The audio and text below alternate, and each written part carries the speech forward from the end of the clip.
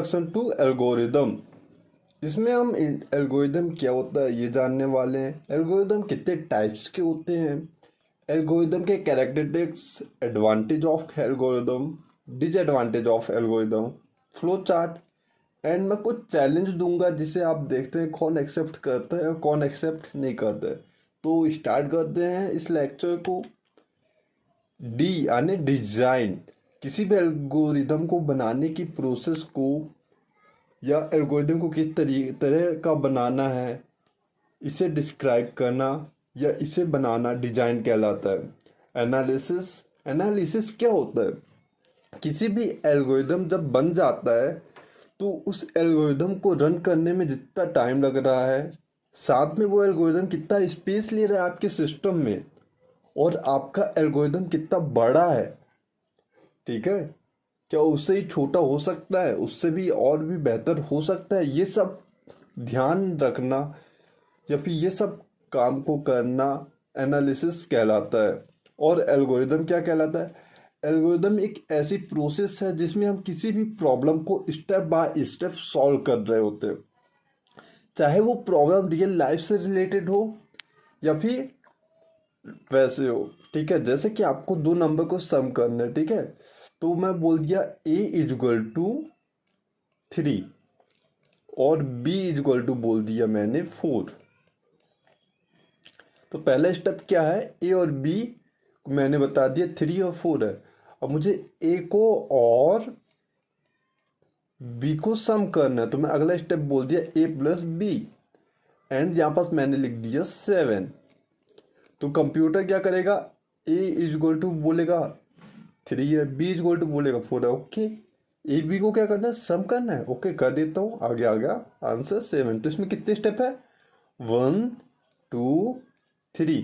तो मेरी प्रॉब्लम क्या थी, मेरी प्रॉब्लम थी मुझे 3 और 4 को सम करना है, तो मैंने 3 और 4 को सम करने के लिए 3 स्टेप लिए। तो इसी स्टेप को करने की प्रोसेस को एल्गोरिदम कहते हैं। अब बात करते हैं एल्गोरिदम कितने टाइप्स के होते हैं। एल्गोरिदम बहुत टाइप्स के होते हैं और हम उनको धीरे धीरे पढ़ेंगे भी। तो कुछ एल्गोरिदम के नाम बस जान लीजिए और इस पर ज़्यादा ध्यान मत दीजिए, हम जब आगे पढ़ेंगे तो इसको कवर कर लेंगे।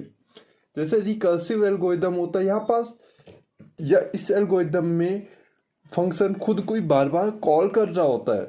डायनेमिक एल्गोरिदम होता है, लीनियर एल्गोरिदम होता है, ग्रेडी एल्गोरिदम होता है, ठीक है, multi threaded algorithm, randomise algorithm. तो एल्गोरिदम बहुत से टाइप्स के होते हैं। आप दो चार एल्गोरिदम के नाम बस जान लीजिए कि हाँ ये एल्गोरिदम होते हैं। कुछ बाइनरी सर्च एल्गोरिदम होते हैं, कुछ लीनियर सर्च एल्गोरिदम होते हैं। अब कुछ इंपॉर्टेंट पॉइंट्स देख लेते हैं। जो एल्गोरिदम का कॉन्सेप्ट है वो यह डिस्क्राइब करता है कि प्रॉब्लम को कैसे सॉल्व करना है या प्रॉब्लम क्या है या वो किस तरीके से काम करेगा। और एल्गोरिदम किसी प्रॉब्लम का बेटर वे या बेहतर तरीका समझाता है कि किसी प्रॉब्लम को बनाने का सबसे बेहतर तरीका क्या है, ठीक है। कैरेक्टरिस्टिक्स की बात करते हैं, एल्गोरिदम के कौन से कैरेक्टरिस्टिक्स हैं। तो एल्गोरिदम में पहले कैरेक्टरिस्टिक्स है कि इसमें हर एक स्टेप क्लियर होता है, बिल्कुल साफ सुथरा, ठीक है। और एल्गोरिदम बनाते हैं तो इसमें स्टेप लिमिटेड भी होते हैं, यानी आप एल्गोरिदम ऐसा नहीं बनाते कि वो अनंत तक चलता जा रहा है, वो रुक ही ना। अगर ऐसा होगा तो आपका सिस्टम क्रैश हो जाएगा, ठीक है। एल्गोरिदम में इनपुट हमेशा 0 होगा और आउटपुट 1 होगा। एल्गोरिदम किसी भी लैंग्वेज पे डिपेंडेंट नहीं करती। आप एल्गोरिदम कोई बनाए हैं तो आप उसे सी में भी रन कर सकते हैं, C++ में ही रन कर सकते हैं, जावा में ही रन कर सकते हैं और पाइथन में भी उसे रन कर सकते हैं। अब बात करते हैं एल्गोरिदम के कौन कौन से एडवांटेज है। एल्गोरिदम का पहला एडवांटेज है कि ये किसी भी लैंग्वेज पे डिपेंड नहीं होता है। एल्गोरिदम को बनाने के लिए हमें एक लॉजिकली सीक्वेंस की आवश्यकता होती है। एल्गोरिदम के थ्रू हम मिस्टेक को भी फिक्स या एरर को भी फिक्स या सॉल्व कर सकते हैं। एल्गोरिदम में टाइम कंज्यूम लगता है। जब आप एल्गोरिदम बनाएंगे तो थोड़ा टाइम लगेगा, लेकिन जब आप प्रोग्राम बना रहे होते हैं, ठीक है, और वह प्रोग्राम आपका गलत होता है तो आपका पूरा प्रोजेक्ट ही खराब हो जाता है इससे। लेकिन जब आप एल्गोरिदम बना रहे थे तो आपको कोई एल्गोरिदम में टाइम तो लगता है, लेकिन वो यहाँ जब आप प्रोजेक्ट बना रहे होते हैं ना, तो वहाँ आपका ये टाइम कम कर देता है। साथ में ये प्रोग्राम कैसा वर्क करता है ये भी बताता है। ये प्रॉब्लम को सॉल्व करता है, किसी प्रॉब्लम को सॉल्व ये करता है। ये प्रोग्राम के बेटर वे को बताता है कि आपका प्रोग्राम किस तरीके से अच्छा हो सकता है। साथ में हम एल्गोरिदम में फंक्शन, वेरिएबल एंड क्लासेस को यूज करते हैं, क्रिएट करते हैं मल्टीपल फंक्शन यानी बहुत से। डिसएडवांटेज कौन कौन से हैं एल्गोरिदम के? तो पहला डिसएडवांटेज है ये टाइम कंज्यूमिंग होता है। एल्गोरिदम जब हम बना रहे होते हैं तो इसमें काफ़ी ज़्यादा हमारा टाइम लग रहा होता है। इसमें प्रोजेक्ट को बनाना काफ़ी डिफ़िकल्ट है, ठीक है। प्रोजेक्ट जब हम बना रहे हैं थोड़ा डिफ़िकल्ट या कठिन होता है। साथ में हम इसमें लूपिंग या किसी चीज़ को समझाना होता है तो ये भी थोड़ा डिफ़िकल्ट वर्क हो जाता है। साथ में हम जब कॉम्प्लेक्स लॉजिक होता है ये भी डिफ़िकल्ट ही होता है, इतना इजी नहीं होता ये, ठीक है। साथ में हम जब प्रॉब्लम को सॉल्व कर रहे होते हैं तो वो भी कॉम्प्लेक्स होता है थोड़ा सा। हमें बिग डेटा की आवश्यकता होती है, इसमें परफॉर्मेंस थोड़ा कम मिलता है। और एक 8वां पॉइंट इसमें ऐड करना था मुझे, हैकिंग। जब आप प्रोग्राम बना रहे हो, एल्गोरिदम बना रहे हो तो इसमें हैक होने का भी खतरा बना रहता है। फ्लो चार्ट की बात करें, फ्लो चार्ट क्या होता है? Flow chart is a graphically represent of algorithm. जब आप एल्गोरिदम बना रहे होते हैं, ठीक है, तो उसको जब आपने एल्गोरिदम बना लिया, अब आपको उसको रिप्रेजेंट करना है आपके बॉस के सामने, ठीक है, या फिर आप यूजर के सामने आप उस एल्गोरिदम को डिस्क्राइब करना चाह रहे हैं, तो उसका सबसे बेहतर तरीका है फ्लो चार्ट के थ्रू या ग्राफिकली उसे रिप्रेजेंट करें। जैसे मैं इसका एक एग्जांपल के थ्रू समझाता हूँ। ये एक एल्गोरिदम है जहाँ मैं 2 नंबर को सम करता हूँ, ठीक है, कर रहा हूँ, और मैं उसी को लॉजिकली या ग्राफिकली उसे रिप्रेजेंट कर रहा हूँ। जैसे फ्लो चार्ट में कौन कौन से कुछ सैम्बल होते हैं, ये अपने 5 सैम्बल है। सैम्बल और भी होते हैं लेकिन मेन 5 सैम्बल है, जिसे आप जान गए तो इतना पर्याप्त है, फिर एडवांस में उनको जानेंगे। एक होता है सर्कल। इस सर्कल का काम क्या होता है? जब आप एल्गोरिदम बना रहे होते हैं या तो स्टार्ट कर रहे हो तो तब यूज करते हैं, और जब आपका एल्गोरिदम खत्म हो जाता है तो आप उसको स्टार्ट करते हैं। जैसे यहाँ पर एक एल्गोरिदम मैं बनाया 2 नंबर को सम करने का, ठीक है, तो मैंने पहले एल्गोरिदम को स्टार्ट तो करूंगा तब तो एल्गोरिदम बनाऊंगा। यदि मैं एल्गोरिदम को स्टार्ट ही नहीं करूंगा तो 2 नंबर कैसे सम होंगे? तो मैंने एक सर्कल बना दिया और उसे लिख दिया स्टार्ट, और स्टार्ट किया तो कहीं ना कहीं जाकर तो उसको स्टॉप करूंगा ही करूंगा, तो लास्ट में मैंने लिख दिया स्टॉप। इतना क्लियर हो गया। पैराबोला, यहाँ पास हम इनपुट और आउटपुट के लिए पैराबोला का यूज करते हैं। इनपुट यानी मेरे को 2 नंबर को सम करना तो मुझे कुछ नंबर तो देने होंगे, वो 2 नंबर कौन से होंगे? तो एक नंबर ए हो गया, एक नंबर बी हो गया। अब ए की जगह 5 भी ले सकता है यूजर, ए की जगह 6, बी की जगह 6 भी ले सकते हैं।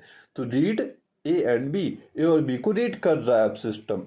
तो यहाँ मैंने इनपुट दिया, इनपुट देने के लिए मैंने पैराबोला सिस्टम का यूज किया, और आउटपुट भी तो मिलेगा। ए बी को जब सम कर लेगा, ए यदि मैंने 3 ले लिया और बी यदि मैंने 4 ले लिया, तो सम होकर 7 भी तो मिलेगा।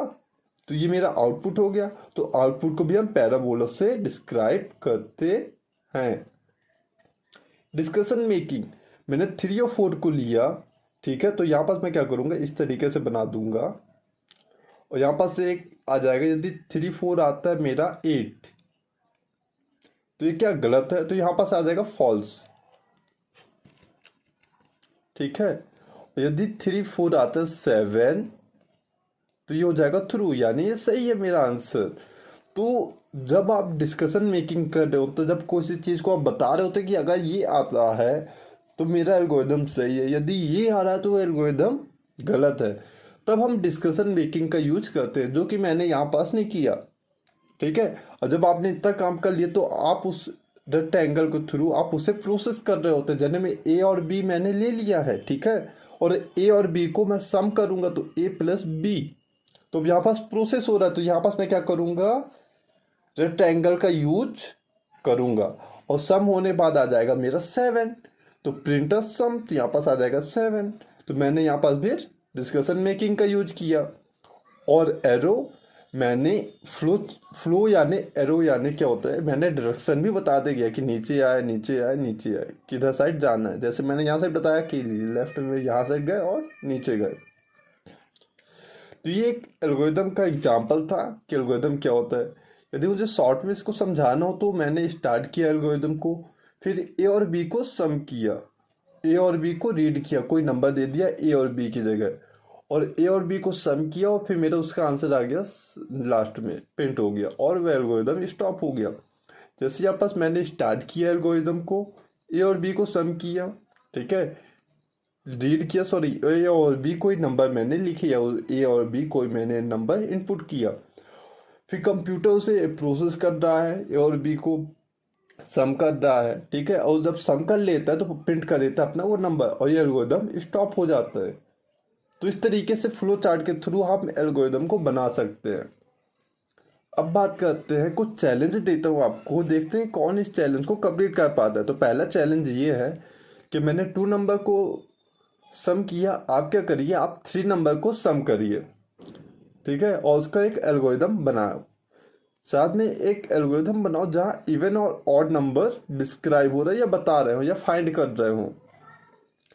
साथ में एक एल्गोरिथम बनाना है रियल लाइफ से रिलेटेड कि आप जब एक एरिया को फाइंड करना है जो रेक्टेंगल का है, ठीक है, रेक्टेंगल का फॉर्मूला होता है 1/2 आधार गुणे ऊंचाई, हाइट गुणे डिस्टेंस।